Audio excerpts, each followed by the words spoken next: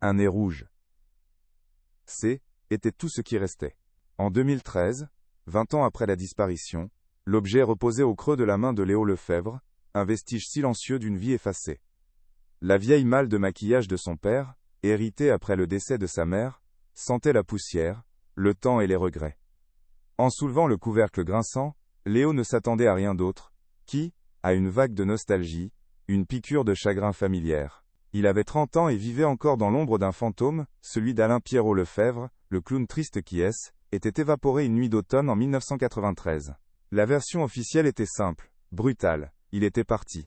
Mais cet objet dans sa main, si anodin en apparence, semblait déjà murmurer une autre histoire, une vérité bien plus complexe et sombre que le simple abandon. À l'intérieur de la malle, chaque chose était une relique. Les fards gras, craquelés par les années, conservaient les empreintes digitales de son père. Les pinceaux, usés jusqu'à la corde, semblaient encore imprégnés de la concentration avec laquelle Alain traçait les larmes noires sur ses joues. Léo se souvenait de ces moments, assis en silence dans la caravane, observant la métamorphose. Son père, un homme au regard doux et mélancolique, devenait Pierrot, le personnage qui faisait rire les enfants tout en portant sur son visage toute la tristesse du monde. Cette malle N n'était pas un simple assortiment d'outils de travail, était le sanctuaire de l'identité de son père, un lieu où l'homme et l'artiste fusionnaient. Toucher ces objets, était comme toucher des fragments d'une âme, ravivant une douleur qu'il croyait avoir appris à maîtriser. Pourtant, au milieu de ses souvenirs familiers, le nez de clown détonnait. Léo se rappelait d'un nez en mousse souple, rouge vif, que son père lui laissait parfois presser. Celui-ci était différent. Fabriqué en bois peint, sa couleur était écaillée par endroits, révélant la matière brute en dessous. Il était lourd, solide, froid au toucher. Il ne ressemblait pas à un accessoire de scène pratique, mais plutôt à un objet personnel, presque secret. Pourquoi son père aurait-il conservé ce nez particulier parmi ses affaires les plus précieuses? Il le fit rouler dans sa paume, le poids étrange de l'objet suscitant une curiosité nouvelle, un sentiment que quelque chose clochait dans le tableau bien rangé de ses souvenirs, et des explications qu'on lui avait servi pendant 2 décennies. Un bruit. En le secouant près de son oreille, Léo perçut un cliquetis faible, presque inaudible, provenant de l'intérieur, un son étouffé, métallique. Ce simple bruit suffisait à ébranler la certitude qui avait cimenté sa vie. La version des faits était que son père avait fui après une violente dispute avec Monsieur Roche, le directeur autoritaire du Cirque Merveilleux. Il aurait tout laissé derrière lui, sa famille, sa carrière, son identité pour disparaître sans laisser de traces. Un acte impulsif, un coup de tête. Mais ce nez en bois, si délibérément conçu, et ce son caché en son sein, ne cadrait pas avec l'image d'une fuite précipitée. Était une anomalie, un détail dissonant dans une symphonie de mensonges ou de demi-vérités. L'année 1993 lui revint en mémoire avec une clarté douloureuse. Les murmures dans les allées du cirque, le visage fermé de sa mère, les questions évasives des autres artistes. Le commissaire Mercier, jeune à Félia, époque, avait classé l'affaire rapidement. Abandon de domicile, disait le rapport. Un homme de cirque, un nomade par nature, avait simplement repris la route, seul. Pour l'enfant de 10 ans qu'il était, cette explication était un poison lent, distillant l'idée qu'il n'avait pas été assez important pour que son père reste. Il avait grandi avec cette blessure, cette conviction d'avoir été abandonné. 20 ans plus tard, ce petit objet en bois semblait lui offrir une chance de réécrire cette histoire, de transformer le point final en un point d'interrogation. Avec la pointe d'un vieux couteau à mastic trouvé dans la malle, Léo se mit à forcer délicatement le nez le long d'une jointure presque invisible qui en faisait le tour. Le bois résista, puis un léger craquement se fit entendre. Son cœur battait la chamade. Chaque seconde semblait suspendue, chargée du poids de 20 années d'attente et de questions sans réponse. Était-ce une farce macabre? Un dernier tour de clown laissé par un homme qui avait décidé de faire de sa vie une énigme? Ou était-ce la première pièce d'un puzzle bien plus vaste et dangereux qu'il n'aurait jamais pu l'imaginer? La tension dans la pièce était palpable, comme si le fantôme de son père retenait son souffle à ses côtés, attendant de voir si son secret serait enfin révélé. Le nez s'ouvrit finalement en 2 hémisphères parfaits. À l'intérieur, dans une cavité soigneusement creusée reposait une petite clé. Elle était rouillée, d'un modèle ancien, avec une tête ornée de volutes complexes. Ce N n'était pas un jouet, ni une breloque. Était une véritable clé, conçue pour ouvrir une serrure bien réelle. Sa présence ici, cachée avec tant de soin, anéantissait instantanément la thèse de la fuite impulsive. C était un acte prémédité, un message dissimulé.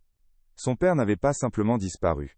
Il avait laissé quelque chose derrière lui, un fil à suivre, une piste pour quiconque aurait la patience ou l'amour de la chercher.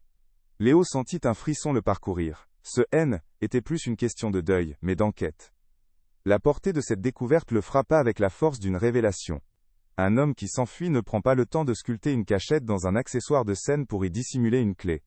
Cet acte impliquait une intention, un danger, un secret si important qu'il ne pouvait être ni emporté, ni laissé à la vue de tous. Pendant 20 ans, Léo avait porté le fardeau d'un père lâche. Aujourd'hui, cette image se fissurait pour laisser place à une autre, celle d'un homme piégé, d'un homme qui avait peut-être essayé de protéger les siens de la seule manière qu'il connaissait. La tristesse qui avait défini sa vie se mua en une colère froide et déterminée. La vérité n'avait pas été perdue, elle avait été cachée. Serrant la clé dans sa main, Léo sentit le métal froid et les arêtes vives s'enfoncer dans sa peau. La douleur physique était un point d'ancrage bienvenu dans le tourbillon des émotions qui menaçaient de le submerger.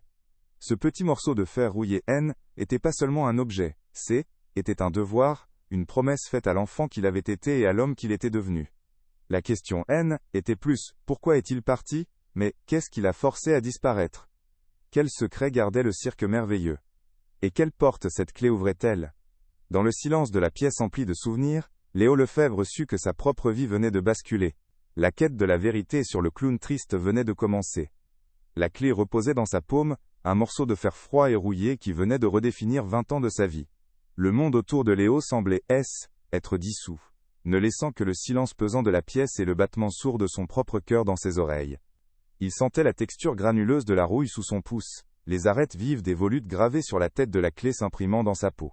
Cet objet N était pas un souvenir. C était une preuve. Une preuve que l'histoire qu'on lui avait racontée, cette fable cruelle d'un père qui abandonne son fils, Tam, était qu'un mensonge soigneusement construit. Le poids de la clé dans sa main était dérisoire, mais sa signification pesait une tonne, le poids de 2 décennies de questions sans réponse, de chagrin et de colère refoulée. Le souffle de Léo se coupa, une vague de vertige le submergea, l'obligeant à s'asseoir lourdement sur le bord de la malle ouverte. La poussière soulevée dansait dans le rayon de lumière solitaire qui perçait la pénombre de la pièce, chaque particule semblant suspendue dans le temps, tout comme lui. Pendant un instant il se demanda si tout cela n'était pas une hallucination, un tour que son esprit lui jouait, fatigué de porter un deuil sans fin. Mais la clé était bien réelle, solide et indéniable. Elle était le point de rupture, la fissure dans le barrage de certitudes fragiles qu'il avait bâti autour de son enfance brisée. Il comprit alors que le vide laissé par son père N n'était pas une absence, mais un silence forcé, et que ce petit objet métallique était la première syllabe d'une vérité longtemps étouffée. Les souvenirs, autrefois des refuges mélancoliques, devenaient soudain des scènes de crimes potentiels. Il revoyait le visage de son père, non plus seulement triste, mais inquiet, presque traqué. Les conversations à voix basse avec d'autres artistes du cirque, qu'il avait interprétés comme des commérages, prenaient une tournure sinistre. Chaque détail de cette dernière journée de 1993 revenait en fragments vifs et douloureux. Le rire forcé de son père pendant le spectacle, le regard fuyant qu'il lui avait lancé avant d'entrer dans la caravane de Monsieur Roche, la tension palpable qui régnait ce soir-là sous le grand chapiteau. Ce N n'était pas l'atmosphère d'un départ, mais celle d'une confrontation. La clé dans sa main ne prouvait pas seulement que son père avait planifié quelque chose, elle réécrivait chaque souvenir qu'il chérissait. Une fureur froide, qu'il n'avait jamais ressentie auparavant, commença à monter en lui. Une colère dirigée non pas contre son père, mais contre tous ceux qui avaient maintenu le mensonge. Le commissaire Mercier, avec son enquête bâclée et ses conclusions hâtives. Les autres membres du cirque merveilleux, avec leur silence complice et leur regard plein de pitié. Et Monsieur Roche, le directeur autoritaire, dont la dispute avec son père avait servi de prétexte parfait pour clore l'affaire. Pendant 20 ans, Léo avait porté la honte être le fils de l'homme qui était parti. Aujourd'hui, cette honte se transformait en une détermination glaciale. Il ne lui avait pas seulement volé son père. Il lui avait volé la vérité, le laissant grandir avec une blessure ouverte qui n'avait jamais pu cicatriser. Puis, une pensée plus douloureuse encore le frappa. Sa mère. Elle qui avait enduré le départ de son mari avec une dignité silencieuse, élevant seul leur fils dans l'ombre du cirque. Avait-elle su? Faisait-elle partie du complot du silence, pensant le protéger d'une vérité encore plus terrible que l'abandon? Ou avait-elle été elle aussi une victime de cette tromperie? Léo regarda autour de lui, dans cette maison où elle avait vécu ces derniers jours, et la sentit plus absente que jamais. Son décès récent avait été le catalyseur de cette découverte, mais il lui avait aussi volé la seule personne qui aurait pu détenir des réponses. Il était seul, désormais, face à un puzzle dont les pièces étaient éparpillées sur 2 décennies, et dont les joueurs étaient soit morts soit cachés derrière un mur de secret. Il cessa être le fils endeuillé pour devenir l'enquêteur. Avec des gestes précis, presque cliniques, il retourna la clé entre ses doigts, l'examinant sous tous les angles. Elle était d'un type ancien, peut-être pour une consigne, un casier, ou un coffre. Il n'y avait aucune marque de fabricant, aucun numéro qui aurait pu lui donner une piste immédiate. Était un objet anonyme, conçu pour ne pas attirer l'attention. Son père avait tout prévu. Il avait choisi un nez de clown en bois, un objet si personnel que personne d'autre n'aurait pensé à l'examiner. Il y avait creusé une cachette parfaite, y avait placé cette clé, puis avait refermé le tout, laissant derrière lui une bouteille à la mer, un dernier espoir que quelqu'un, un jour, la trouverait. Ce quelqu'un, Melchior DNC, était lui. La portée de ce qu'il venait de découvrir commençait à l'effrayer. Ce N était plus une simple affaire de famille, une tragédie personnelle. Une telle précaution, une telle dissimulation, cela ne pointait pas vers un conflit avec un directeur de cirque. Cela suggérait quelque chose de plus grand, de plus organisé, et de bien plus dangereux. Le cirque merveilleux, avec ses lumières scintillantes, sa musique entraînante et ses rires d'enfants, naines, était peut-être qu'une façade colorée cachant une réalité bien plus sombre. Son père, le clown triste, N, était peut-être pas seulement un artiste, mais un homme impliqué dans des affaires qu'il avait dépassées, des affaires qu'il avait contraint à disparaître, en laissant derrière lui cette unique et périlleuse bouée de sauvetage. Le visage de Monsieur Roche lui revint en mémoire, non plus comme celui d'un simple antagoniste, mais comme celui d'un gardien du secret. Sa froideur envers Léo au fil des ans, son refus constant évoquer le nom d'Alain Lefebvre. Tout cela prenait un sens nouveau et terrifiant. Sa haine était peut-être que la façade de sa peur. Peur que Léo ne pose les bonnes questions, peur qu'il ne découvre le fil qui, une fois tiré, défraie toute la tapisserie de mensonges. Monsieur Roche N était peut-être pas le coupable, mais il était certainement une pièce maîtresse de L, échiquier, un homme qui savait exactement ce qui était passé cette nuit d'automne, en 1993. Et Léo savait maintenant qu'il devrait retourner le voir, non plus en tant que fils d'un ancien employé, mais en tant qu'adversaire. Puis il pensa à Elara, la vieille trapéziste, la confidente de son père. Elle était toujours au cirque, son corps marqué par les années, mais ses yeux toujours aussi vifs. Il se souvint de ses regards tristes, de ses silences lourds de sens chaque fois qu'il évoquait son père. Elle aussi, elle savait. Peut-être pas toute l'histoire, mais elle en connaissait des fragments, des morceaux de vérité, qu'elle avait gardés pour elle par loyauté ou par crainte. Son silence, qu'il avait pris pour de la compassion, était-il complice? Ou était-ce le silence d'une femme terrifiée, consciente du danger qui avait emporté son ami? Elara serait sa première étape, la première serrure qu'il tenterait de forcer, non pas avec la clé de métal, mais avec le poids de leurs souvenirs communs. Serrant la clé jusqu'à ce que le métal morde sa chair, Léo se fit une promesse silencieuse. Il ne s'arrêterait pas, il trouverait la porte que cette clé ouvrait. Il remonterait le fil du temps, déterrerait chaque secret, affronterait chaque mensonge jusqu'à ce que la vérité sur le sort d'Alain Pierrot Lefebvre soit révélée. Ce N était plus seulement une quête pour la paix de son père, mais pour la sienne. Il devait savoir qui était vraiment l'homme derrière le maquillage du clown triste, et il devait comprendre pourquoi sa tristesse était si profonde. Était un devoir envers l'enfant de 10 ans qu'il avait été, cet enfant qui avait attendu sur les marches de la caravane un père qui ne reviendrait jamais. Sa vie d'avant, celle de Léo le clown, l'artiste qui tentait maladroitement de marcher dans les pas d'un fantôme, semblait déjà appartenir à un autre homme. Cette découverte avait tout balayé. Il n'y avait plus de place pour la nostalgie ou le deuil passif. Il y avait une mission, une enquête qui commençait ici, dans cette pièce silencieuse, avec une malle de maquillage et une petite clé rouillée. Le monde extérieur, avec ses bruits et ses obligations, n'existait plus. Son univers, était recentré sur un seul objectif, une seule obsession qui consumerait désormais chacun de ses jours.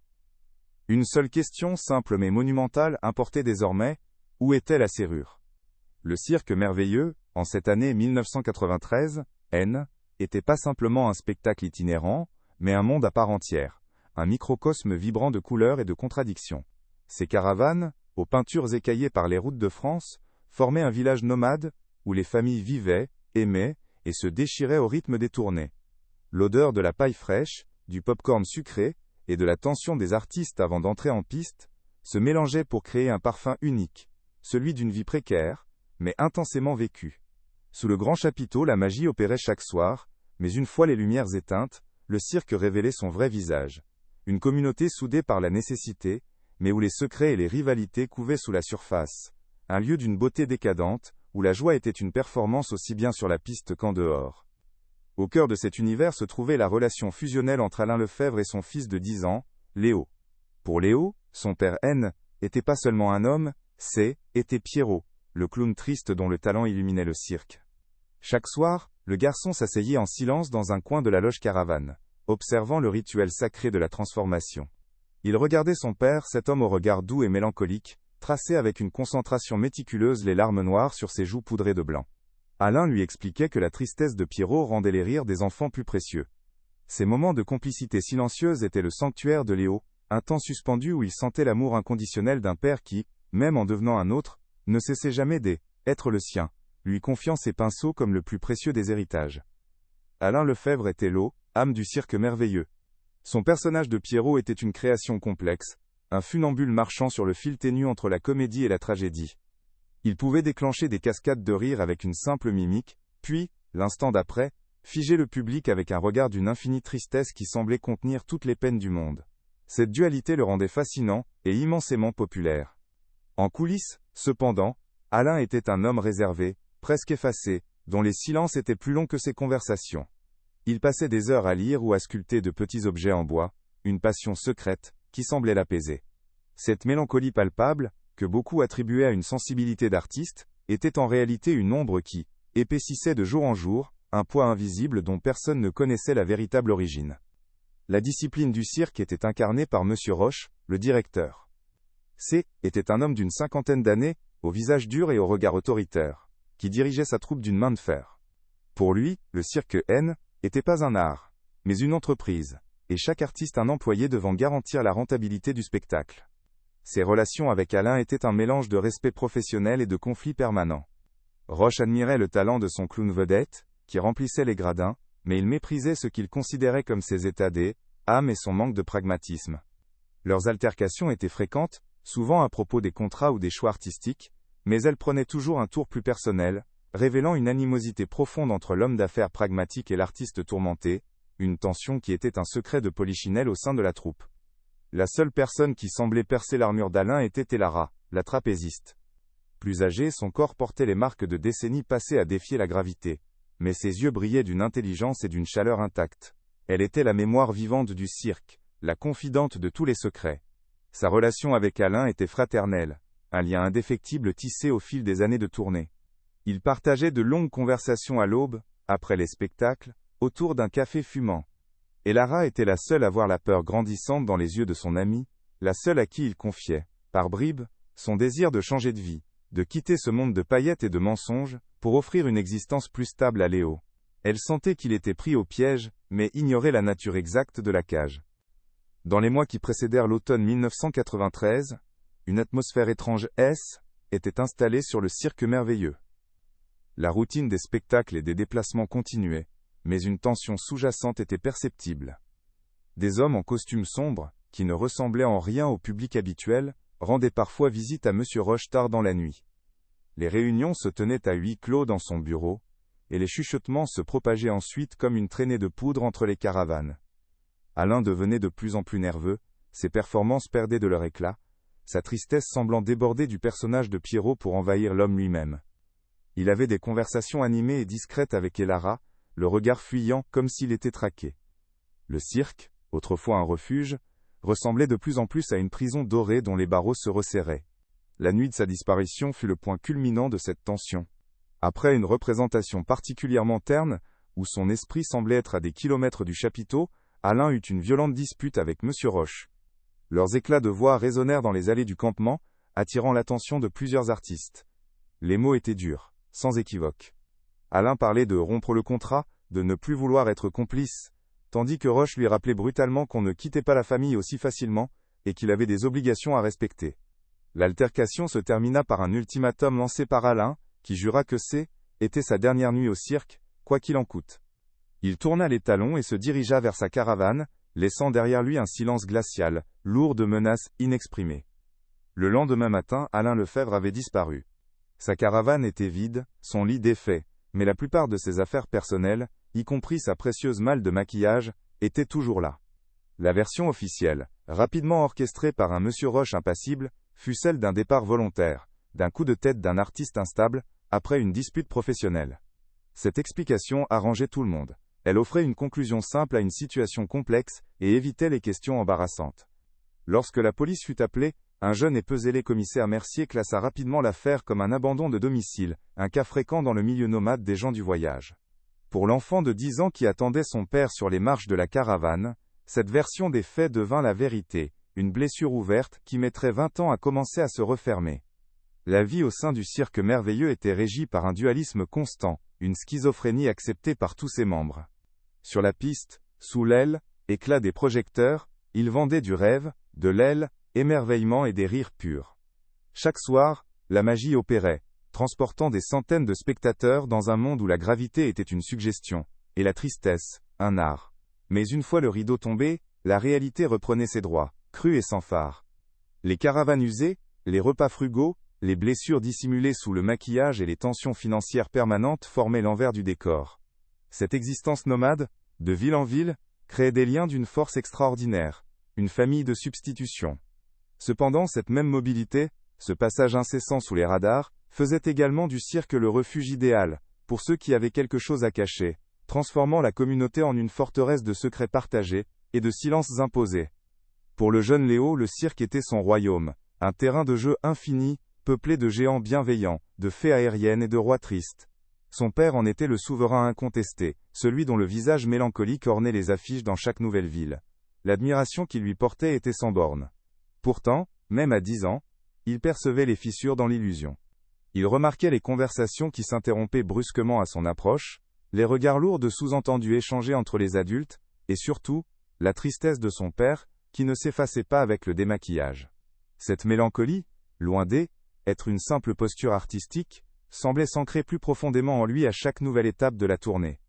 Léo commençait à comprendre que le costume de Pierrot N était peut-être pas un déguisement, mais la simple révélation d'une âme en peine, piégée dans un rôle qui la consumait. Alain Lefebvre, malgré son statut de vedette, vivait dans un isolement palpable. Entouré par la troupe, il était en réalité profondément seul. Ces moments de répit, il les trouvait non pas dans les applaudissements du public, mais dans la solitude de sa caravane, en compagnie de ses outils de sculpture. Le bois était sa seule véritable confession. Il passait des heures à tailler de petites figurines, des oiseaux aux ailes déployées, des visages expressifs, comme s'il cherchait à donner forme à tout ce qu'il ne pouvait pas dire. Ces objets étaient des fragments de son âme, des messages silencieux. Il en offrait parfois à Léo ou à Elara, ces deux seuls points d'ancrage dans un monde qui semblait de plus en plus hostile. Cette passion était plus qu'un passe-temps. Était un acte de résistance, une tentative désespérée de créer de la beauté et de la vérité dans un environnement saturé de mensonges. Monsieur Roche, quant à lui, n'était pas un tyran par nature, mais par nécessité. Il avait hérité du cirque de son père, et le dirigeait avec une poigne de fer, convaincu que la moindre faiblesse signerait sa perte. Il voyait en Alain un talent immense, mais aussi un risque. La sensibilité de l'artiste, son intégrité presque naïve, menaçait l'équilibre précaire qu'il s'efforçait de maintenir. Les visites nocturnes des hommes en costume, dont les voitures luxueuses contrastaient violemment avec la modestie du campement, mettaient ses nerfs à vif. Roche était un homme pris en étau, contraint de servir des maîtres qu'il craignait, tout en essayant de préserver l'entreprise familiale. Sa colère envers Alain N était pas seulement celle d'un patron envers un employé récalcitrant. Était la peur panique d'un homme qui voyait son maillon le plus imprévisible menacé de faire s'effondrer toute la chaîne. Ces visiteurs extérieurs étaient devenus une présence régulière et inquiétante. Il ne parlait à personne d'autre qu'à Roche, s'enfermant avec lui dans son bureau pendant des heures. Leur arrivée jetait un froid sur tout le campement. Les rires se taisaient, les musiques d'entraînement cessaient. Ils déambulaient parfois entre les caravanes, leurs costumes impeccables et leurs chaussures cirées semblant déplacées sur la terre battue. Ils ne regardaient pas les artistes comme des êtres humains, mais comme des pièces sur un échiquier, des outils au service d'une opération bien plus vaste. Alain les évitait ostensiblement, son anxiété devenant presque physique en leur présence. Pour tous, il était clair que ces hommes n'appartenaient pas au monde du spectacle. Ils appartenaient à un monde où les dettes ne se payaient pas en argent, mais d'une manière bien plus définitive. Quelques jours avant la fin, Léo se souvient d'un moment d'une clarté déchirante. Il était assis avec son père derrière le chapiteau, alors que le soleil se couchait. Alain ne parlait pas, il finissait de poncer une petite hirondelle en bois. Une fois terminé, il la plaça dans la main de son fils. « Promets-moi de toujours voler librement, Léo » lui dit-il, sa voix à peine plus qu'un murmure. « Peu importe la cage dans laquelle on essaye de t'enfermer, trouve toujours un moyen de t'envoler. » À l'aile, époque, Léo avait pris ces mots pour une belle métaphore sur la vie d'artiste. 20 ans plus tard, il comprenait que chez était un adieu, les dernières instructions d'un père qui savait sa propre cage sur le point de se refermer pour de bon, et qui cherchait désespérément à assurer la liberté de son enfant. Et Lara de son côté avait vu le danger se rapprocher avec une lucidité terrifiante. Elle avait surpris Alain en train de consulter des horaires de train, de dissimuler une petite somme d'argent dans la doublure d'une vieille veste. Elle savait qu'il préparait une fuite. Lorsqu'elle l'avait confronté, la peur dans ses yeux l'avait réduite au silence. Il ne lui avait rien expliqué, se contentant de secouer la tête avec une tristesse infinie.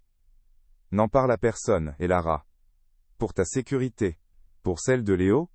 avait-il supplié. Ce dilemme la hantait. Parler et potentiellement précipiter la catastrophe. Ou se taire et devenir la complice passive d'un drame annoncé. Elle choisit le silence, un fardeau de loyauté et de culpabilité qu'elle porterait pendant 2 décennies, chaque regard posé sur Léo ravivant le souvenir de sa promesse et de son impuissance. Le matin de la découverte fut d'une froideur surréaliste. Le silence qui émanait de la caravane d'Alain était plus assourdissant que n'importe quel cri. La nouvelle se répandit comme un poison lent. Monsieur Roche rassembla la troupe, son visage un masque d'autorité contrôlée, et annonça le départ impulsif de leur clown vedette après leur divergence artistique. Certains affichèrent une surprise convenue, d'autres baissèrent les yeux, incapables de soutenir le regard de la femme d'Alain et de son fils. Léo, debout à côté de sa mère, sentit le sol se dérober sous ses pieds. Il ne comprenait pas les mots, mais il comprenait le mensonge. Il voyait la peur dans les yeux d'Elara, et le soulagement à peine voilé sur le visage de Roche. Ce matin-là, il n'a pas seulement perdu son père. Il a perdu son innocence, apprenant brutalement que le monde du cirque, comme celui des adultes, était un théâtre d'ombre, où la vérité était la première victime. La première étape de Léo fut un pèlerinage. Il retourna au quartier d'hiver du Cirque Merveilleux, un terrain vague près de Lyon, où les caravanes se reposaient entre les tournées. L'endroit n'avait pas changé, figé dans une sorte de décrépitude poétique. L'odeur de sueur humide et de métal froid lui serra la gorge, ravivant des souvenirs d'enfance avec une violence inattendue. Il trouva Elara dans sa petite caravane, le dos voûté par les années, en train de repriser un vieux costume pailleté à la lumière blafarde d'une lampe. Ses doigts, autrefois si agiles sur le trapèze, étaient désormais noueux et lents. En la voyant, si fragile, Léo sentit une vague de pitié le submerger. Il n'avait pas encore sorti la clé. Il voulait d'abord sonder les profondeurs de son silence, voir si la loyauté ou la peur l'emportaient encore après toutes ces années. Sa tentative fut vaine. Elara répondit à ses questions prudentes avec une tristesse bienveillante mais impénétrable. Elle lui parla de son père comme d'une âme tourmentée, un artiste trop sensible pour ce monde brutal. Elle répéta la litanie qu'il avait entendue toute sa vie. Alain l'aimait plus que tout, mais il était imprévisible, il avait ses démons. Chaque mot était un mur, une impasse polie.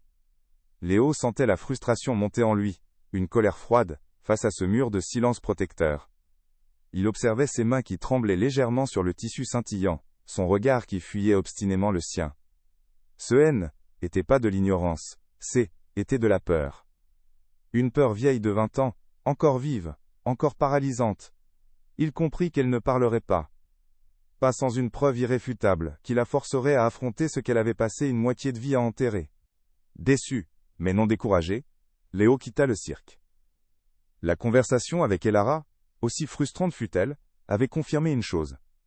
Il y avait un secret, et ce secret était gardé par la peur. L'approche émotionnelle ayant échoué, il devait se tourner vers les faits, vers la seule pièce à conviction tangible qu'il possédait. La clé rouillée semblait brûler dans sa poche. Il lui fallait un regard neuf, un esprit logique, et dénué de sentimentalité. Le nom du policier qui avait si rapidement classé l'affaire lui revint en mémoire. Commissaire Mercier. Un nom associé à une enquête bâclée, à une conclusion qui arrangeait tout le monde. Léo se jura de retrouver cet homme. Il ne cherchait plus seulement des souvenirs ou des condoléances, il cherchait un levier, un moyen de forcer les serrures des mémoires, aussi bien que celles de métal. Retrouver l'ancien commissaire fut plus simple qu'il ne l'avait imaginé. Jean-Claude Mercier vivait en reclus dans un petit appartement d'une banlieue grise de Lyon, un lieu qui semblait imprégné de la grisaille de sa carrière terminée. L'homme qui ouvrit la porte était une ombre de l'officier qu'il avait dû être. Le regard cynique, les épaules affaissées, une odeur de tabac froid flottant autour de lui comme un linceul. Quand Léo mentionna le nom d'Alain Lefebvre et le cirque merveilleux, Mercier eut un haussement d'Inoret-Bach, épaules dédaigneux. Encore un nomade qui a pris la route. On en voyait des dizaines par an, lâcha-t-il, sa voix fatiguée balayant d'un revers de main 20 ans de douleur. L'espoir de Léo s'effrita face à cette muraille d'indifférence bureaucratique. Pour cet homme, son père n'avait été qu'un dossier de plus, rapidement refermé et oublié. Alors que Léo s'apprêtait à partir, vaincu, il joua sa dernière carte. Il sortit la clé de sa poche et la posa sur la table encombrée de Mercier. Le tintement métallique, clair et net, coupa court à l'apathie ambiante. Il a caché ça dans un nez de clown en bois avant de partir, dit Léo, sa voix basse mais ferme. Le regard de l'ex-commissaire changea. Une lueur d'intérêt, elle, étincelle de l'ancien chasseur, s'alluma dans ses yeux fatigués. Il prit la clé, la tourna entre ses doigts avec une familiarité professionnelle. Une clé de consigne. Un vieux modèle. Probablement une gare. Ce N était plus un souvenir flou, une histoire de famille. C était un objet. Un fait. Une anomalie tangible, qui contredisait le rapport simple et net, qu'il avait lui-même signé 2 décennies plus tôt. Le cerveau de Mercier, longtemps en sommeil, se remit en marche. Un homme qui fuit sur un coup de tête ne prend pas le temps de fabriquer une cachette et d'y dissimuler une clé, murmura-t-il, plus pour lui-même que pour Léo. Il se leva, se dirigea vers une vieille carte de la région punaisée au mur. En automne 1993, le cirque merveilleux était installé à Caluire-et-Cuire, juste à côté de Lyon. La gare la plus proche avec ce type de consigne, C, était Perrache. La logique était froide, implacable, un baume sur la confusion émotionnelle de Léo. Pour la première fois, il était plus seul avec ses doutes. Mercier, ranimé par ce mystère inattendu, lui proposa d'aller vérifier. « Ne vous faites pas d'illusions, gamin. Après 20 ans, elle a sûrement été vidée. Mais on ne sait jamais. La chasse avait un point de départ. La gare de Lyon-Perrache était un monstre de béton et d'acier, un carrefour où le présent frénétique croisait les fantômes du passé. Guidé par Mercier, Léo se sentit transporté dans une autre époque, en découvrant la vieille section des consignes automatiques, une rangée de casiers métalliques oubliés dans un couloir mal éclairé, recouvert d'une épaisse couche de poussière. L'air sentait le renfermer et le temps arrêté. Le cœur de Léo battait à tout rompre. Il imaginait son père, ici même, 20 ans plus tôt, le visage anxieux, glissant un secret dans l'un de ses coffres avant de disparaître à jamais. La clé dans sa main était glaciale, un lien direct et tangible avec cet instant crucial. Chaque pas sur le sol usé le rapprochait d'une vérité qu'il désirait et redoutait tout à la fois. Après une négociation ardue avec un employé de la SNCF sceptique, Mercier réussit à consulter un vieux registre manuscrit. Le numéro 317 y figurait, avec la mention « impayé depuis 1993 ». Par un miracle de négligence administrative, la consigne n'avait jamais été forcée ni vidée. Ils la trouvèrent au fond de l'allée, sa peinture bleue écaillée cabossée par les années. La main de Léo tremblait si fort qu'il eut du mal à insérer la clé. Elle gratta, refusa, puis tourna enfin dans un clic sec et sonore qui résonna comme un coup de feu dans le silence du couloir. Le son d'un secret qui cède. Il tira sur la porte métallique. Elle s'ouvrit en grinçant, révélant une obscurité qui semblait avoir avalé la lumière pendant 2 décennies. À l'intérieur, un simple carnet en cuir noir reposait sur une épaisse enveloppe jaunie. Les mains de Léo tremblaient si violemment qu'il craignait de laisser tomber ses reliques. Avec une précaution presque religieuse, il sortit le carnet de la consigne. Le cuir noir était froid et lisse sous ses doigts, usé au coin par un usage répété. L'objet semblait lourd, non pas de son poids physique, mais du poids des secrets qu'il contenait depuis 2 décennies. À côté, l'enveloppe jaunie paraissait incroyablement fragile, presque translucide par endroits, le papier prêt à se désintégrer au moindre contact. Il sentait l'odeur de la poussière et du temps confiné, un parfum de secret longtemps gardé. Mercier se tenait en retrait, silencieux, observant la scène avec le regard perçant de l'enquêteur, qui sait qu'il assiste à un moment décisif, le point de bascule où les souvenirs d'un fils s'apprêtent à être confrontés à la dure réalité des faits. Avec une anxiété palpable, Léo ouvrit le carnet. Il s'attendait à y trouver des pensées, des confessions, peut-être une lettre d'adieu. Ce qu'il découvrit le glaça. Les pages N étaient pas remplies de phrases, mais de colonnes méticuleuses de chiffres, de dates, de noms de villes, et de codes énigmatiques. Anvers, 12393 Lot, 7 BVR. Gênes, 5693 Caisse 4 XP, C, était le travail d'un comptable, pas d'un poète. Il feuilleta les pages, son espoir se muant en une confusion grandissante. Il n'y avait aucune trace de son père, l'artiste, l'homme aimant, seulement cette écriture froide, précise, qui cataloguait des transactions secrètes. La déception fut un coup de poing dans l'estomac. Ce carnet N était pas une main tendue depuis le passé, c'était une porte fermée, une énigme qui, elle, éloignait encore plus de l'homme qu'il pensait connaître. Alors que Léo restait figé, Mercier se pencha, ses yeux balayant les lignes avec une intensité renouvelée. L'ancien flic en lui avait pris le dessus. « Ce ne sont pas des dates de tournée, » murmura-t-il son souffle court. « Regardez, les villes ne correspondent pas au parcours du cirque cette année-là. Je m'en souviens. Anvers, Gênes, Marseille, ce sont des ports. » Il pointa une ligne du doigt. Et ces initiales, VR, elles reviennent sans cesse. Pour Léo, ce N était que des lettres. Pour Mercier, ces cornes étaient une piste, un fil à tirer. Le commissaire à la retraite sentait l'adrénaline monter, cette vieille flamme de la chasse qui se ravivait. Ce carnet N n'était pas le journal intime d'un clown triste. C était un registre. Le registre d'une double vie, bien plus organisée et méthodique que la simple fuite d'un homme désespéré. Un sentiment de trahison commença à envahir Léo. Ce N n'était pas la trahison de l'abandon mais quelque chose de plus profond, de plus insidieux. La précision de ce carnet, la discipline qu'il révélait, contredisait tout ce qu'il savait de son père, cet homme rêveur et mélancolique. Comment le même homme qui passait des heures à sculpter un oiseau en bois, pouvait-il tenir une comptabilité aussi rigoureuse et secrète? La tristesse de Pierrot, qu'il avait toujours interprétée comme une sensibilité d'artiste, lui apparut soudain sous un jour nouveau et sinistre. Était-ce la tristesse d'un homme piégé, la peur constante d'un homme menant une existence clandestine? Le carnet ne le rapprochait pas de la vérité. Il érigeait un mur entre son souvenir idéalisé et la réalité d'un inconnu qui portait le visage de son père. Laissant le carnet ouvert sur ses genoux, Léo se saisit de l'enveloppe. C était son dernier espoir d'une connexion personnelle, d'une explication humaine au milieu de ces données chiffrées. Ses doigts décollèrent le rabat avec une lenteur infinie, le papier craquant doucement dans le silence pesant. Il s'attendait à une lettre, à des mots qui pourraient enfin donner un sens à ces 20 années de questions. Il retint sa respiration, se préparant à lire les derniers mots de son père, des mots qui pourraient tout justifier, tout pardonner.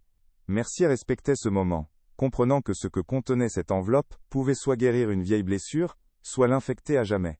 Pour Léo, ces quelques secondes semblaient contenir le poids de toute une vie d'attente, l'aboutissement d'une quête qui avait commencé avec un simple nez de clown en bois. Mais il n'y avait pas de lettre. Le contenu de l'enveloppe était encore plus déconcertant. Une pile de coupures de journaux jaunis, relatant des vols audacieux de bijoux et œuvres d'art non résolues au début des années 90, dans les mêmes villes portuaires mentionnées dans le carnet. Et, glissée entre les articles, une unique photographie aux couleurs passées. Elle montrait son père, Alain, debout à côté d'un autre homme devant ce qui semblait être un entrepôt. Alain ne souriait pas. Il avait l'air tendu, mal à l'aise, son regard fuyant l'objectif. L'autre homme, corpulent et vêtu d'un costume coûteux, avait un large sourire carnassier et passait un bras possessif autour des épaules d'Alain. Le geste se voulait amical, mais il avait la lourdeur d'une chaîne, la marque d'une propriété. Léo fixa la photo, son esprit refusant de comprendre ce qu'il voyait.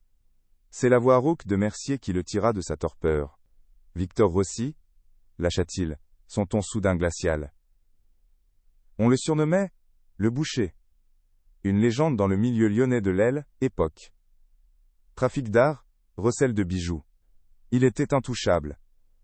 Mercier se rapprocha, son visage durci par le souvenir. Il a disparu des radars fin 1993. Juste après la disparition de votre père. On a toujours pensé qu'il était mis au vert avec un dernier gros coup. Le nom, le boucher, ricocha dans le silence, un surnom d'une brutalité obscène, qui venait de souiller tous les souvenirs d'enfance de Léo, transformant le monde coloré du cirque en la scène d'un crime sordide. Le sol sembla s'ouvrir sous les pieds de Léo. La vérité qu'il avait tant cherchée n'était pas une tragédie familiale, mais un thriller criminel. Son père, l'artiste sensible, le clown qui faisait rire les enfants, était lié à l'un des criminels les plus notoires de la région. Hélène était pas seulement une victime, mais un acteur dans un jeu dangereux qui l'avait finalement consumé. Cette révélation était une déflagration, anéantissant l'image du père qu'il avait passé 20 ans à pleurer et à chérir. La tristesse de Pierrotta n'était pas poétique. Elle était le masque d'un homme terrifié, complice d'un monde qui l'avait broyé. La quête de Léo venait de changer radicalement de nature. Il ne cherchait plus un fantôme, mais les preuves d'un crime, et la vérité sur le rôle qu'y avait joué son propre père. Le silence dans le couloir de la gare était assourdissant, rompu seulement par le murmure rauque de Mercier répétant le nom de Victor Rossi comme une incantation maudite. La vérité, brute et laide, avait éclaté, pulvérisant 20 ans de deuil et de questions. Le père de Léo, le poète triste, l'artiste sensible, Zacon, était pas seulement une victime, mais une pièce maîtresse dans l'aile, échiquier d'un des criminels les plus redoutés de la région. Le cirque merveilleux, avec ses lumières et ses rires d'enfants, était qu'une façade, une caravane de Troie transportant à travers l'Europe non pas des rêves, mais le fruit de vols audacieux. Mercier posa une main sur elle, épaule de Léo, un geste qui se voulait réconfortant, mais qui ne fit que souligner le poids écrasant de la révélation. Ce n'est plus une affaire de disparition, gamin. C'est une plongée dans la fosse aux lions. Et les lions, même vieux, ont encore des dents.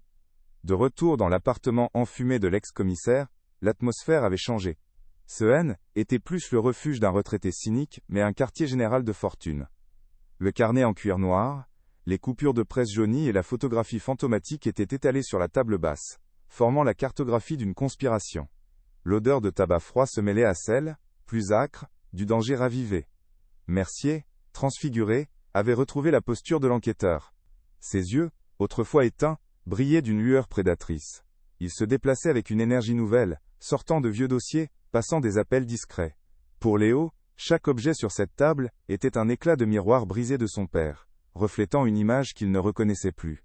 Il était plus le fils cherchant un fantôme. Il était l'héritier d'un secret toxique, et il sentait le poison commencer à s'infiltrer dans ses propres veines. Le décryptage du carnet devint leur obsession. Mercier, s'appuyant sur ses souvenirs des méthodes du grand banditisme des années 90, commença à déchiffrer la logique derrière les codes. Les initiales VR confirmaient la supervision de Victor Rossi. Les noms de villes portuaires correspondaient à des plaques tournantes connues pour le trafic international. Mais la véritable clé fut de superposer le calendrier des tournées du Cirque merveilleux de 1993, que Mercier obtint d'une archive de la police, avec les dates du carnet. La correspondance était parfaite, terrifiante. Chaque fois qu'un vol majeur était commis à Anvers, Marseille ou Gênes, le cirque se trouvait à moins de 100 km de là dans les jours qui suivaient. Le chapiteau N était pas seulement une couverture, était le point de rendez-vous, le centre de tri mobile d'une opération criminelle d'envergure européenne. Léo se sentait de plus en plus étranger à sa propre histoire. En regardant l'aile, écriture soignée de son père, si méthodique et précise, il avait du mal à y voir la main qui, quelques heures plus tard, traçait des larmes noires sur un visage blanc. Comment ces deux réalités pouvaient-elles coexister dans un seul homme? La tristesse de Pierrot prenait alors un sens nouveau, plus profond et plus tragique. Ce n'était pas la mélancolie d'un artiste, mais le fardeau d'un homme piégé, le masque d'une âme terrorisée qui devait jouer la comédie sur la piste et en dehors. Chaque rire qu'il avait arraché au public était peut-être un cri silencieux. Cette pensée était insupportable pour Léo, car elle transformait son admiration d'enfant en une pitié amère, teintée d'une colère sourde contre un monde qui avait corrompu l'homme qu'il aimait le plus. La percée survint au milieu de la nuit. Une entrée particulière du carnet, datée du 15 septembre 1993, mentionnait « Collier R, Lyon, dépôt final ». Mercier se figea. Il se souvenait de l'affaire. Le vol spectaculaire du regard de la reine, un collier de diamants historique, dérobé lors d'une exposition à Lyon. Le crime n'avait jamais été élucidé. Or, le 15 septembre 1993, le Cirque merveilleux donnait sa toute dernière représentation dans la banlieue lyonnaise, avant de prendre la route pour sa tournée d'automne. Était quelques jours seulement avant la nuit fatidique de la disparition d'Alain. Ils avaient trouvé le lien direct, la preuve irréfutable que son père était au cœur de l'opération, jusqu'à la toute fin. La question était plus de savoir s'il était impliqué, mais pourquoi il avait voulu arrêter. Le rôle d'Alain Lefebvre dans ce réseau se dessinait avec une clarté effrayante. Il était ni un homme de main, ni un cerveau. Il était bien plus précieux, Il était l'homme invisible. Le clown, avec sa vie nomade et son apparence inoffensive, passait sous tous les radars. Qui se méfierait d'un artiste transportant une malle de maquillage? Il était le comptable parfait, le messager idéal, celui qui tenait les registres et assurait la liaison logistique sans jamais attirer l'attention. Sa position au sein du cirque lui donnait un accès et une mobilité que personne d'autre n'avait. Il était un rouage essentiel, mais un rouage conscient, et c'est cette conscience qui avait dû le ronger de l'intérieur, le poussant à chercher une porte de sortie qui, dans ce monde, n'existait probablement pas. La menace du passé se projeta brutalement dans le présent. Mercier, après un appel à un ancien contact de la PJ lyonnaise pour se renseigner sur les associés de Rossi encore en activité, raccrocha le combiné avec un visage blême. Son contact avait été glacial. Ne remue pas ça, Jean-Claude. C'est enterré. Et ceux qui tiennent les pelles sont toujours là. Laisse tomber. Ce N était pas un conseil amical, était un avertissement. Le réseau de Rossi n'avait peut-être plus le même visage, mais ses racines étaient profondes et ses gardiens toujours vigilants. L'enquête de Léo N était plus une simple archéologie criminelle. Il venait de frapper à la porte d'une crypte dont les occupants n'appréciaient pas être dérangés. Le danger N était plus une abstraction historique. Il était devenu immédiat, palpable. Léo commença à le ressentir physiquement. Une sensation de malaise permanent, l'impression être observé lorsqu'il sortait de chez lui. Une voiture sombre, aux vitres teintées, semblait se garer un peu trop souvent dans sa rue, à des heures inhabituelles. Était-ce de la paranoïa, l'effet de la tension et des nuits sans sommeil? Ou était-ce le premier signe que sa quête avait alerté quelqu'un? Le nez de clown en bois, autrefois symbole d'un secret de famille, devenait une pièce à conviction dans une affaire de meurtre active. Chaque pas qu'il faisait pour éclaircir le passé de son père, l'enfonçait un peu plus dans un présent périlleux, transformant sa quête de vérité en un jeu mortel, dont il ne connaissait ni les joueurs, ni les règles. Dans cette nouvelle équation, M. Roche N était plus l'antagoniste principal, mais la clé de voûte de tout édifice. Sa haine apparente pour Alain, sa froideur envers Léo, tout s'expliquait désormais non pas par la méchanceté, mais par une peur abjecte. Il était le lieutenant, le manager local de l'opération criminelle, piégé entre le marteau de Rossi et l'enclume de sa propre conscience. Il savait ce qui était arrivé à Alain, il savait pourquoi. Sa survie pendant 20 ans avait dépendu de son silence. Le confronter N était plus une option, était une nécessité. Mais s'approcher de Roche, était comme s'approcher d'une bombe à retardement, un homme qui, acculé, pourrait soit tout avouer, soit tout faire exploser pour se protéger. La décision fut prise à l'aube, dans l'air vicié de l'appartement de Mercier. Il devait retourner au cirque. Pas avec des questions prudentes, mais avec la force des faits. Le carnet décodé était leur seule arme, une grenade dégoupillée qu'ils s'apprêtaient à lancer au cœur du silence. Mercier mit en garde Léo. Une fois qu'on y sera, il n'y aura plus de retour en arrière. Si Roche parle, il se met en danger, et nous avec. S'il ne parle pas, il alertera les autres que nous savons. Léo acquiesça, le visage durci par la détermination. La peur était là, un nœud froid dans son estomac, mais la nécessité de connaître la vérité était plus forte. Il ne s'agissait plus seulement de son père, mais de rendre justice à la mémoire d'un homme que l'on avait non seulement tué, mais dont on avait aussi sali l'âme. Leur arrivée au quartier d'hiver du cirque merveilleux se fit dans un silence pesant. La pluie fine d'automne donnait aux caravanes colorées un air de tristesse infinie. L'endroit semblait désert, comme si toute vie s'en était retirée. Alors qu'ils s'approchaient de la caravane de M. Roche, plus grande et mieux entretenue que les autres, ils s'arrêtèrent net. Garé juste à côté, détonnant violemment avec le décor, se trouvait une berline noire, luxueuse et récente. À travers la fenêtre éclairée de la caravane, ils distinguèrent 2 silhouettes. Celle, massive et voûtée, de Roche, et face à lui, celle d'un homme plus jeune, en costume sombre et impeccable. L'homme parlait, faisant des gestes lents et mesurés. 20 ans étaient écoulés, mais les visiteurs en costume étaient de retour au cirque. Le passé n'était pas mort, il était simplement venu faire une visite de courtoisie. Mercier et Léo se replièrent instinctivement dans l'ombre humide projetée par un vieux camion de matériel, leur cœur battant à l'unisson avec la pluie fine qui tambourinait sur le toit en tôle. À travers la fenêtre embuée de la caravane, le spectacle était une pantomime silencieuse mais éloquente. Monsieur Roche, massif et avachi, gesticulait avec la panique d'un homme pris au piège, son corps entier suppliant. Face à lui, l'homme en costume sombre restait d'un calme glacial, sa posture détendue contrastant avec la menace qui émanait de lui. Chaque geste lent de sa main semblait ponctuer un ordre, Un avertissement sans appel. Léo sentit un frisson parcourir son échine. Il ne s'agissait pas de simples affaires. Était une démonstration de pouvoir, la réaffirmation d'un contrôle ancien. Il comprit avec une clarté terrifiante qu'il n'avait pas seulement déterré un crime passé, il venait de s'inviter à une réunion d'affaires toujours en cours, et il, était pas le bienvenu. Quelques minutes plus tard, la porte de la caravane s'ouvrit, libérant un rectangle de lumière jaunâtre dans la nuit. Le visiteur sortit, ajustant le col de son manteau avec une nonchalance étudiée. Sous la faible lueur d'une ampoule extérieure, Léo put entrevoir son visage pendant une fraction de seconde. Il n'avait rien du vieux gangster imaginé. Était un homme d'une quarantaine d'années, aux traits fins et au regard d'acier, l'incarnation d'une criminalité moderne, corporatiste et bien plus effrayante. Il monta dans la berline noire qui démarra sans un bruit, ses phares balayant le terrain boueux, avant de disparaître dans l'obscurité. Le silence qui s'abattit sur le campement fut plus lourd, plus menaçant que le bruit du moteur. L'organisation de Victor Rossi, n'était pas un fantôme du passé. Elle avait simplement changé de direction, adoptant le masque respectable et impitoyable du nouveau siècle. Maintenant, souffla Mercier, son instinct de prédateur reprenant le dessus. Il est terrifié, c'est le moment ou jamais. Ils traversèrent l'allée détrempée, leurs pas étouffés par la boue. Arrivé devant la caravane de Roche, Mercier frappa à la porte, 3 coups secs et autoritaires qui résonnèrent dans la nuit. Le silence à l'intérieur fut total, un vide tendu où chaque seconde semblait durer une éternité. Léo pouvait presque entendre le chaos des pensées qui devaient se bousculer dans la tête du directeur. Finalement, la porte s'entrebâilla, révélant le visage de Roche, blême et couvert de sueur. Ses yeux passèrent de Léo, incarnation du passé ressurgie, à Mercier, symbole de la loi qu'il avait bafouée, et toute sa façade s'effondra. Il n'eut pas besoin de demander.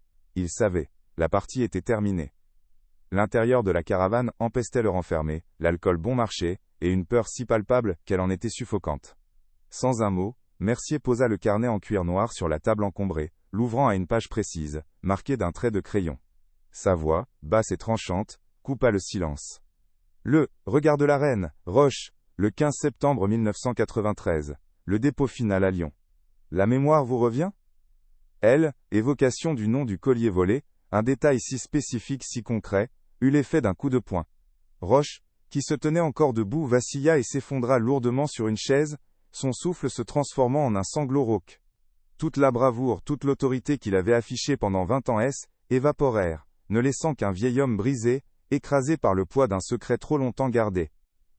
La confession jaillit de ses lèvres, non pas comme un flot continu, mais par bribes hachées, entrecoupées de sanglots et de regards affolés vers la porte.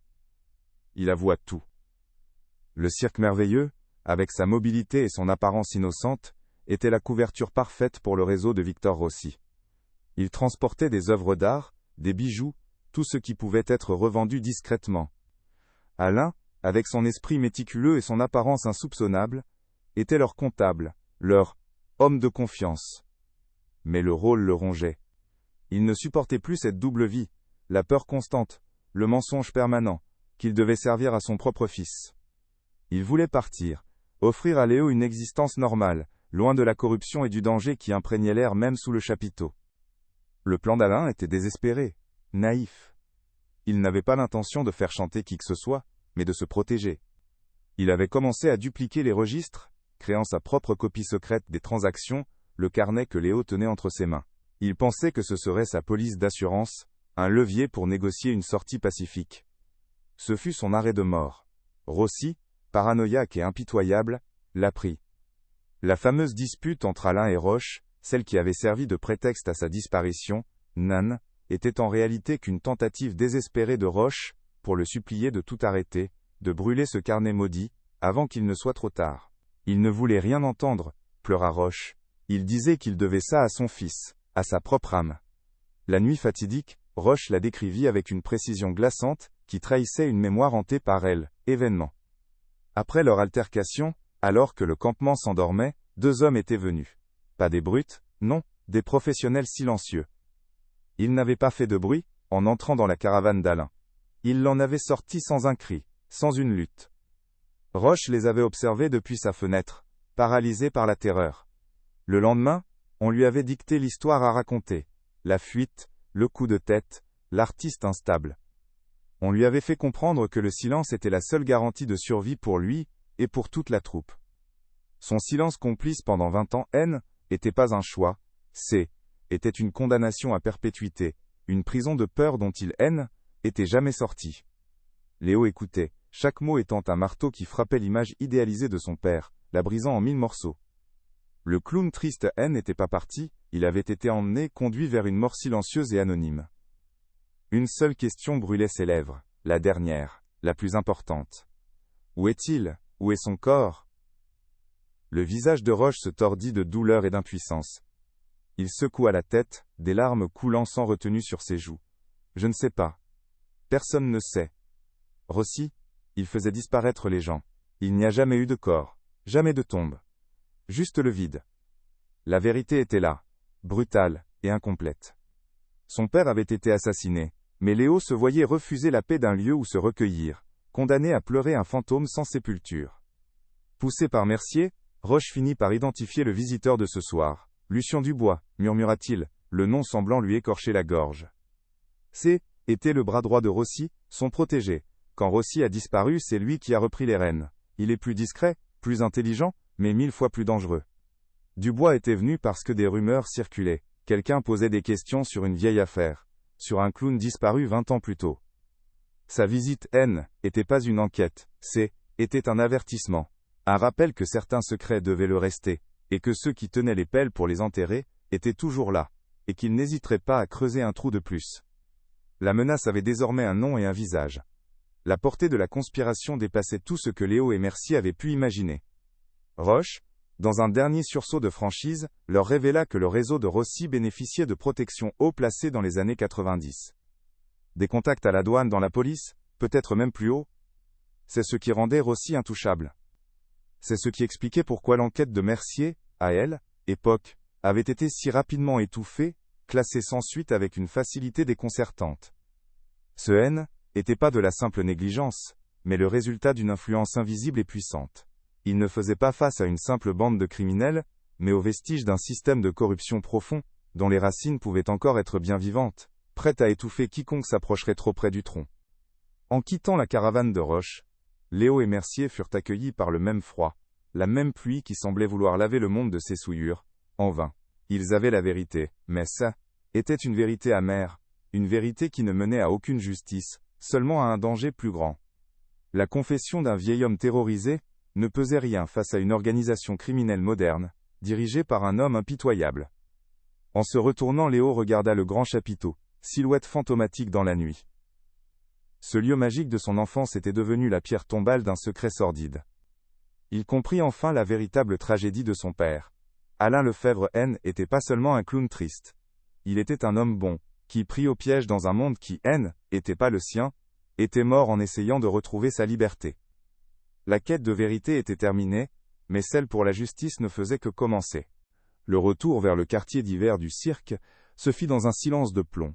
Une atmosphère lourde et poisseuse que la pluie fine semblait rendre encore plus suffocante. Léo sentait le carnet en cuir dans la poche de son manteau, un poids mort qui était à la fois son unique arme et le testament d'une vie brisée. La berline noire de Lucien Dubois avait laissé derrière elle une aura de menace glaciale, un avertissement silencieux qui planait désormais sur les caravanes endormies. La peur, qui avait été une compagne abstraite, était devenue une présence physique, un nœud serré dans son estomac. Mais à côté de cette peur, grandissait une détermination froide, la certitude absolue qu'il ne pouvait plus reculer. Il était allé trop loin. La vérité était à portée de main, tapie dans l'obscurité d'une caravane à quelques mètres de là, et il était prêt à tout risquer, pour l'arracher à la nuit. Chaque pas dans la boue qui les menait à la caravane de Monsieur Roche était un effort. Le sol détrempé semblait vouloir les retenir, les engloutir dans les secrets qu'il gardait depuis 20 ans. La caravane du directeur, plus grande et isolée des autres, ressemblait à une bête acculée, toutes lumières éteintes sauf une, faible et jaunâtre, qui filtrait à travers un store baissé. Léo imaginait l'homme à l'intérieur, seul avec ses fantômes et la visite qu'il venait de recevoir. Était-il en train de rassembler ses affaires pour fuir? Ou était-il simplement prostré, attendant le coup de grâce? Mercier marchait à ses côtés, son visage dur et impassible, mais ses yeux balayaient les ombres, avec la vigilance d'un vieux chasseur retournant sur un territoire qu'il connaissait trop bien. Le cliquetis métallique de la pluie sur le toit en tôle de la caravane était le seul son, un métronome macabre comptant les dernières secondes avant la confrontation finale. Mercier ne frappa pas, il martela la porte. 3 coups secs, autoritaires, qui déchirèrent le silence. À l'intérieur, un bruit de chaises raclant le sol, puis plus rien. L'attente fut insupportable, un vide suspendu où le temps semblait être figé. Léo retenait son souffle, son cœur battant une cadence effrénée contre ses côtes. Il sentait le regard de toutes les caravanes endormies sur lui, comme si les fantômes du cirque merveilleux étaient réveillés pour assister au dénouement. Finalement, un bruit de verrou, et la porte s'entrebâilla sur une chaîne de sécurité. Dans l'interstice, le visage de Roche apparut, dévasté. Ses yeux, injectés de sang, passèrent de Léo à Mercier. Et une lueur de compréhension et de défaite totale les traversa. Il n'avait plus la force de se battre. Lentement, avec des mains tremblantes, il défit la chaîne. La partie était terminée. L'air à l'intérieur de la caravane était irrespirable, un mélange écœurant d'alcool bon marché, de sueur froide et de peur stagnante.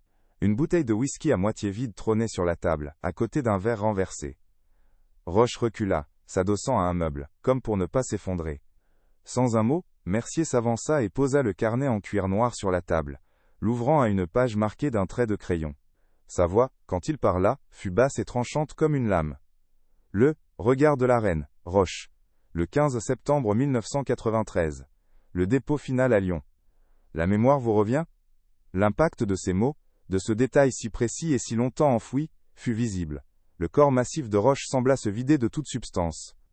Il vacilla, chercha un appui, et s'effondra lourdement sur une chaise, son visage enfoui dans ses mains, son souffle se transformant en un sanglot rauque et déchirant. La confession fut un torrent boueux, un déversement chaotique de 20 années de culpabilité et de terreur. Roche parla d'une voix brisée, les mots se bousculant, entrecoupés de sanglots.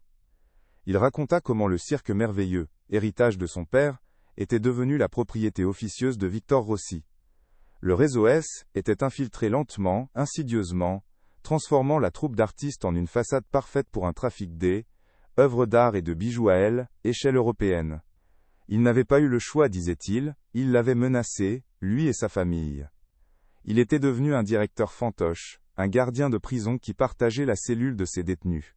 Il décrivit son existence comme une performance constante, jouant le rôle de l'homme autoritaire pour cacher l'homme terrifié qui se cachait en dessous, un clown triste d'un autre genre, dont le maquillage était fait de mensonges et de peur.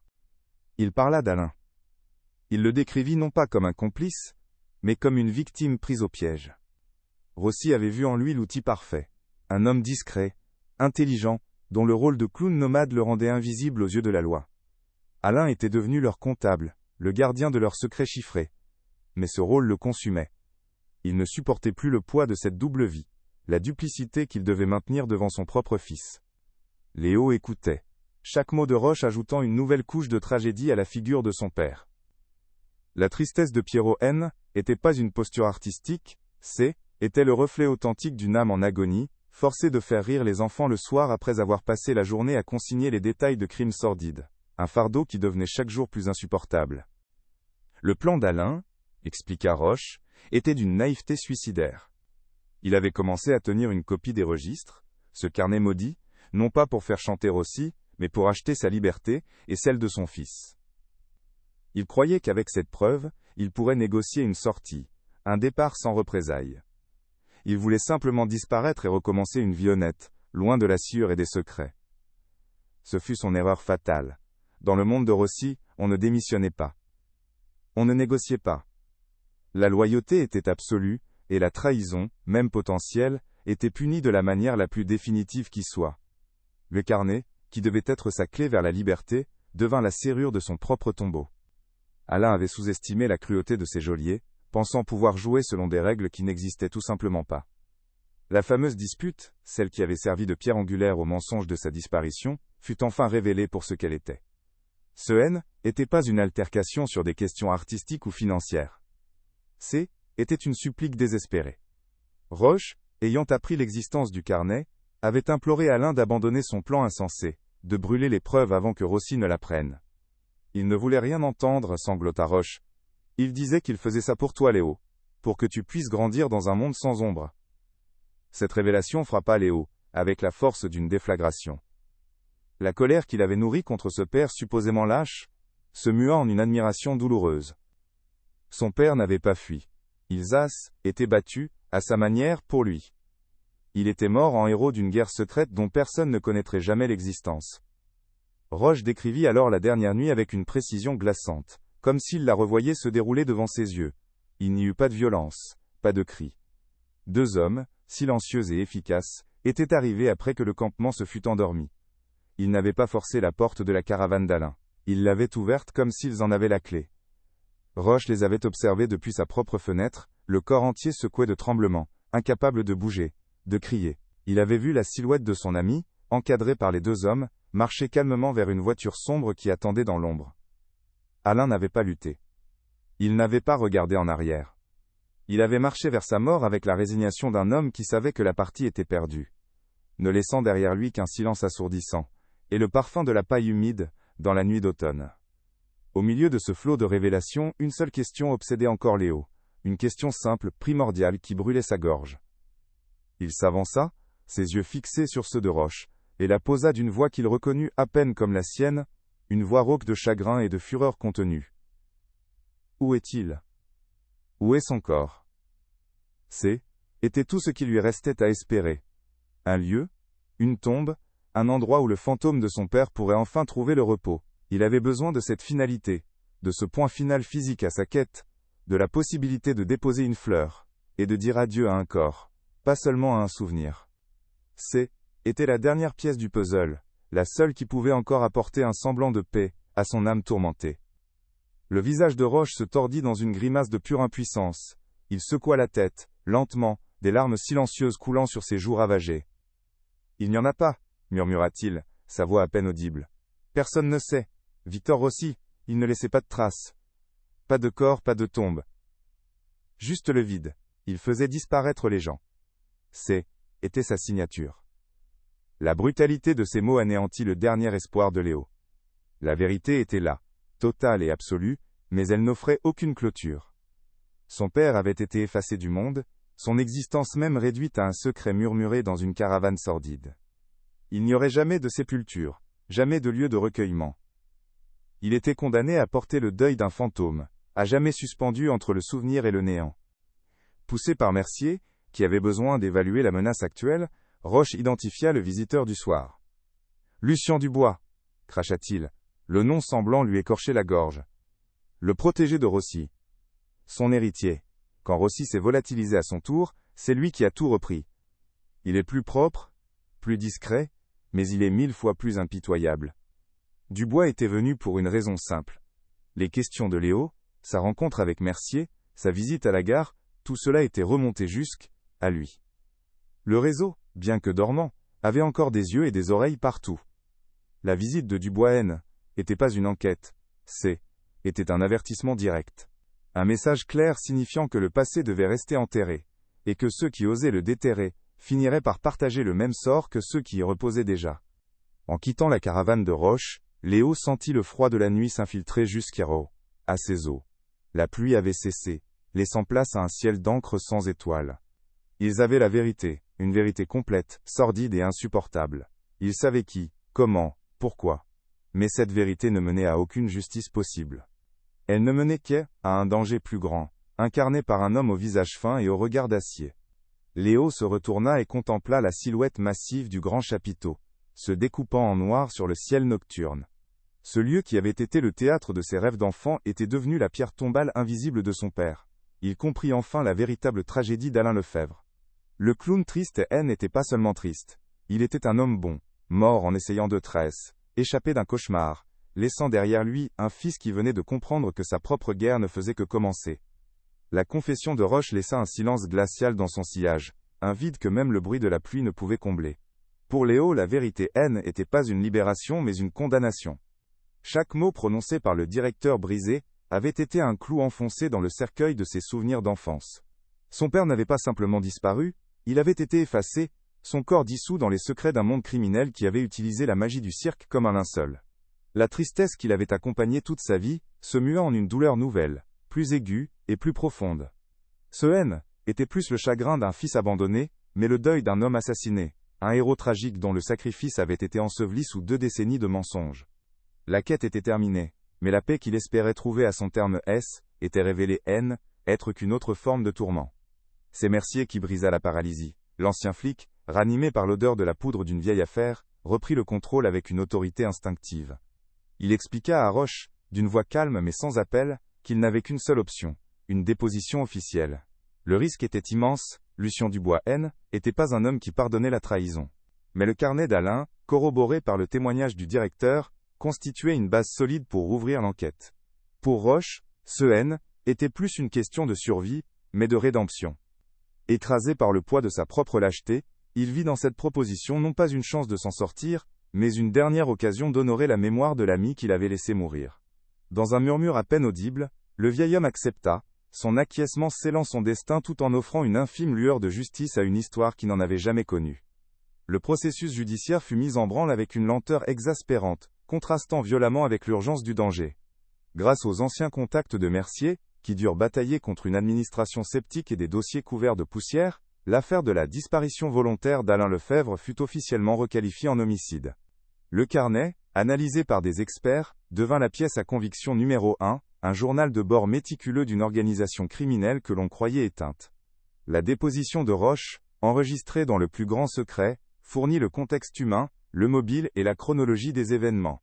Une enquête formelle fut ouverte, visant Lucien Dubois et les vestiges insaisissables du réseau de Victor Rossi. Pour la première fois en 20 ans, le nom d'Alain Lefebvre N. était plus celui d'un fuyard, mais celui d'une victime dont le fantôme réclamait justice. L'onde de choc de la réouverture de l'affaire frappa le cirque merveilleux comme un coup de foudre. Les gros titres des journaux locaux firent voler en éclats la façade de rêves et de paillettes. Le chapiteau magique devint soudain la scène d'un crime sordide. Les caravanes colorées, les témoins muets d'une conspiration. Les autres artistes, qui avaient vécu pendant des années dans un état de déni confortable, furent brutalement confrontés à la vérité. Certains se murèrent dans le silence, terrifiés à l'idée de représailles, tandis que d'autres, plus anciens, laissèrent échapper des fragments de souvenirs, confirmant la peur qui régnait à Talby, époque de Rossi. La communauté, autrefois soudée par une loi du silence, implosa sous le poids des révélations, se divisant entre ceux qui savaient, et ceux qui auraient préféré ne jamais savoir. Le cirque merveilleux, déjà sur le déclin, venait de recevoir son coup de grâce. Pour Léo, la résolution fut avant tout un cheminement intérieur, une douloureuse réconciliation avec la figure paternelle. Il dut déconstruire l'image du père idéalisé, pour accepter celle d'un homme complexe et faillible. Un homme bon, qui avait fait de mauvais choix. Il comprit enfin la véritable nature de la tristesse de Pierrot. Ce mène était pas la mélancolie d'un poète, mais l'angoisse d'une âme prise au piège. Cette nouvelle compréhension était déchirante, mais elle était aussi étrangement libératrice. Son père N. était pas un lâche qui l'avait abandonné, mais un homme courageux qui, était battu, à sa manière, pour se racheter et lui offrir une vie meilleure. En acceptant les zones d'ombre de son père, Léo commença enfin à se libérer de la sienne, celle du fils d'un fantôme, et à trouver les fondations de sa propre identité. L'enquête visant Lucien Dubois se heurta rapidement à un mur de silence et de sophistication. L'héritier de Rossi était un criminel d'une nouvelle ère. Il avait blanchi la fortune du réseau à travers un dédale de sociétés écrans et d'investissements légitimes, effaçant méticuleusement toute trace le reliant aux activités artisanales de son prédécesseur. Le carnet d'Alain était une relique d'un autre temps, un document historique dont la valeur probante était érodée avec les années. Les témoins potentiels étaient soit morts, soit introuvables, soit trop terrifiés pour parler. Dubois, avec son armée d'avocats et son apparence de respectable homme d'affaires, niait tout en bloc, présentant l'affaire comme le fantasme d'un fils en deuil, et le dernier combat d'un policier aigri. La justice se retrouvait face à un fantôme insaisissable, protégé par le temps et l'argent. Pourtant une brèche finit par apparaître. Les enquêteurs, en suivant la piste de l'argent suggérée par les mécanismes décrits dans le carnet d'Alain, découvrirent des irrégularités dans les finances actuelles de Dubois. Ils mirent au jour un vaste système de fraude fiscale et de blanchiment d'argent, moins spectaculaire que le trafic d'art, mais tout aussi illégal. Ce N n'était pas la preuve du meurtre d'Alain Lefebvre, mais C était un angle d'attaque. L et O se resserra autour de Dubois, non pas pour les crimes du passé, mais pour ceux du présent.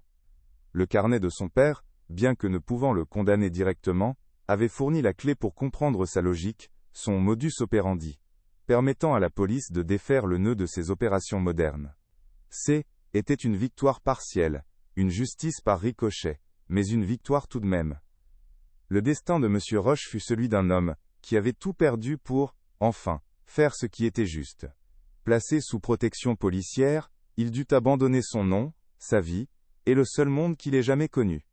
Le directeur autoritaire du cirque merveilleux devint un anonyme dans une ville de province, un homme vieillissant condamné à regarder par-dessus son épaule jusqu'à la fin de ses jours. Sa caravane, son chapiteau, tout ce qui avait constitué son royaume, lui fut enlevé. Il vivait désormais dans une prison sans barreaux, hanté par le souvenir d'Alain et la peur de Dubois.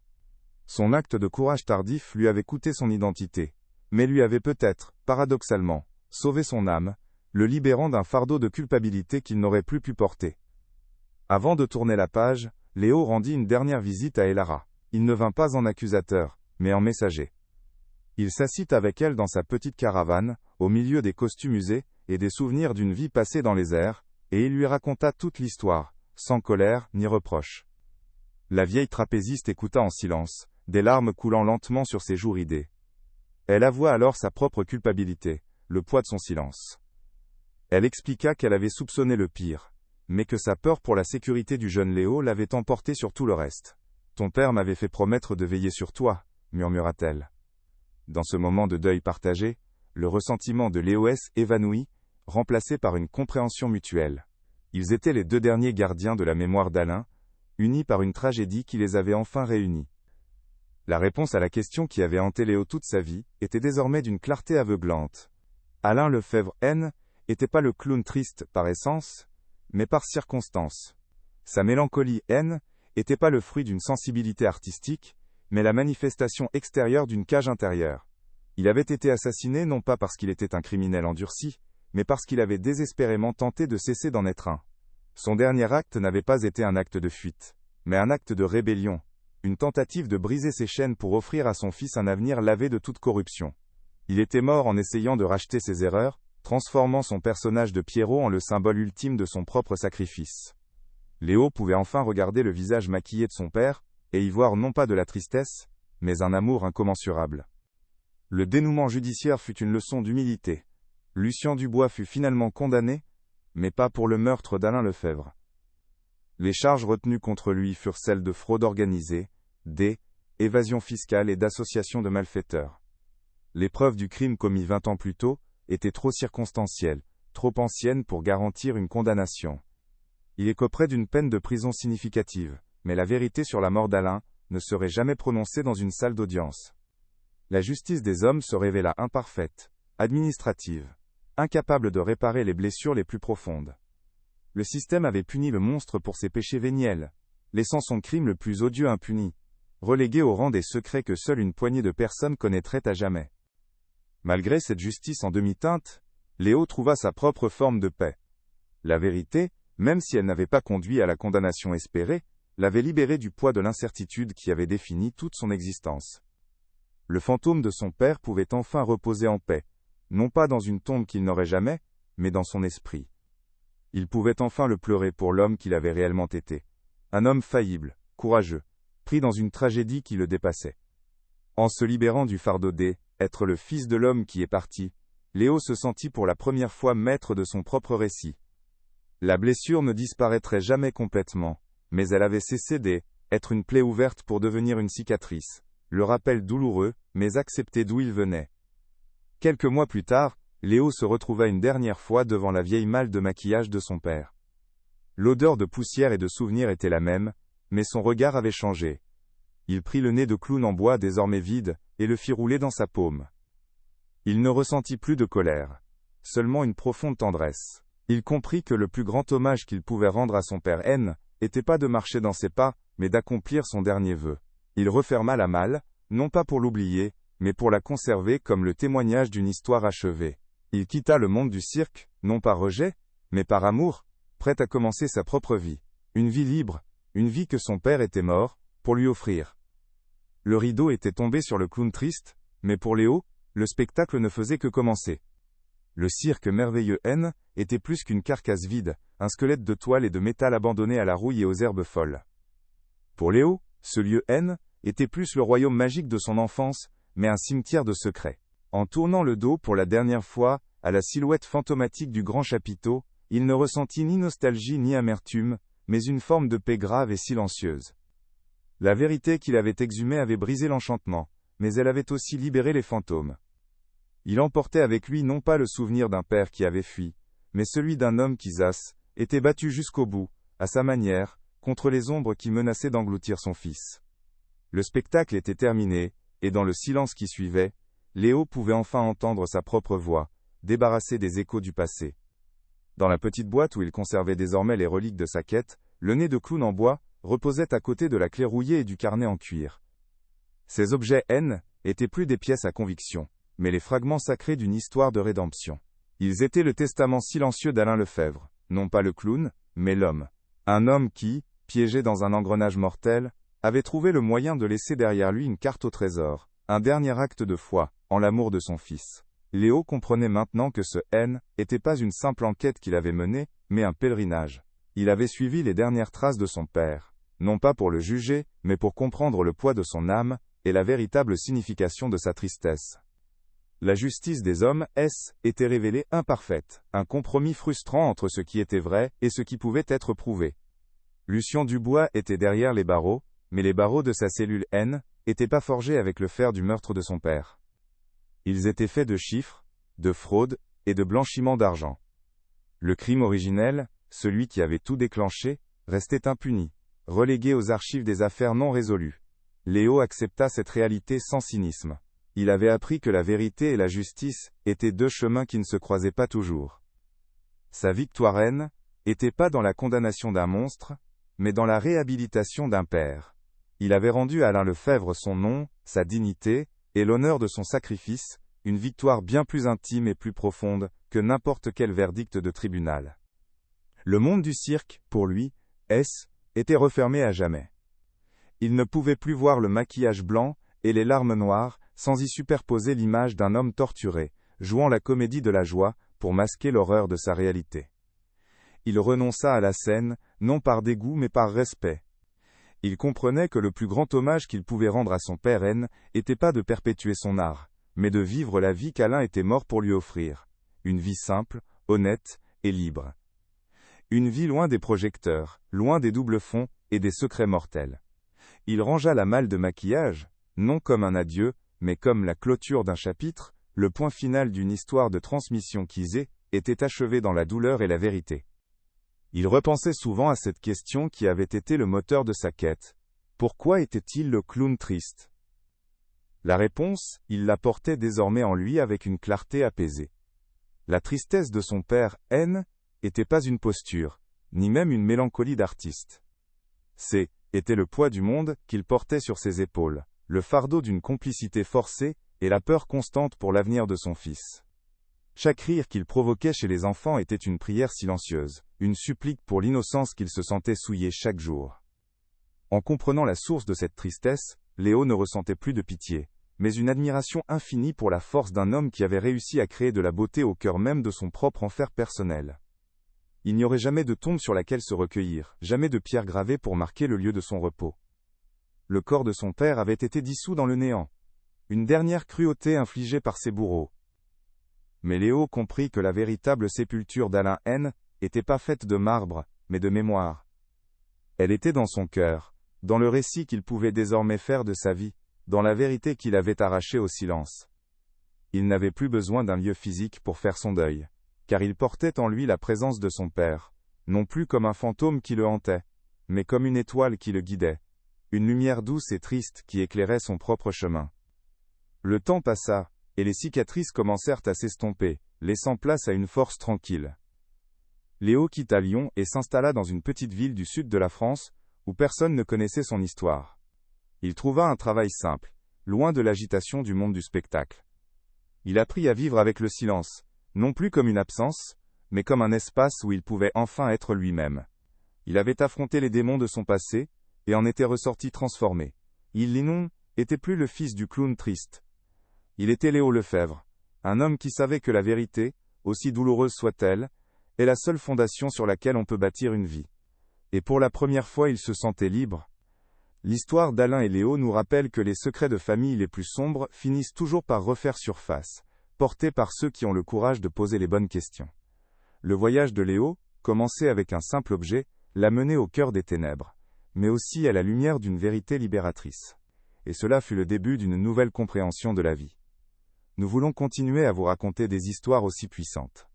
Si ce récit vous a touché, n'hésitez pas à aimer la vidéo, à la partager, et à vous abonner à notre chaîne, pour ne rien manquer de nos prochaines enquêtes. Activez les notifications, et dites-nous en commentaire depuis quelle ville vous nous regardez. Que feriez-vous dans une situation pareille?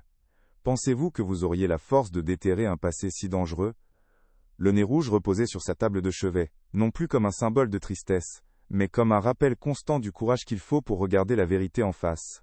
La larme noire que son père dessinait sur sa joue n'était pas un signe de défaite, mais la marque de sa résistance silencieuse, une dernière trace d'humanité dans un monde qui avait tenté de la lui voler.